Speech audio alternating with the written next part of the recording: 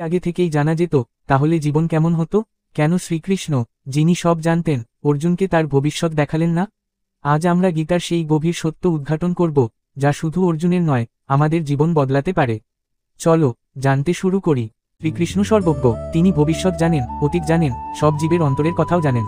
তাহলে প্রশ্ন হলো, কেন তিনি অর্জুনকে তার ভবিষ্যৎ দেখাননি? যুদ্ধের ময়দানে অর্জুন যখন তার আত্মীয় স্বজনকে দেখে ভেঙে পড়েছিলেন, শ্রীকৃষ্ণ চাইলে বলতে পারতেন, তুমি জিতবে, চিন্তা করো না। কিন্তু তিনি সেটা করেননি। কেন?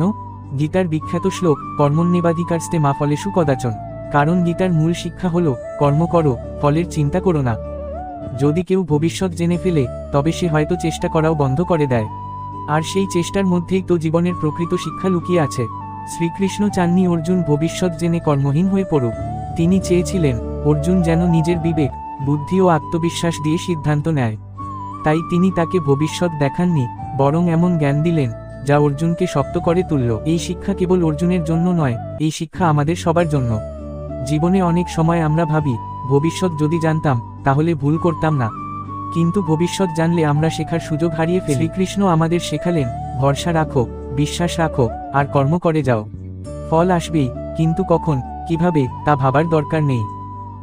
তাই শ্রীকৃষ্ণ ভবিষ্যৎ না দেখিয়ে আমাদের হাতে তুলে দিলেন এক অমূল্য মন্ত্র, কর্মই জীবনের আসল পথ। ভবিষ্যৎ নয়, কর্মই জীবনের আসল পথ। সাবস্ক্রাইব করুন আরও এমন ভাবনার জন্য।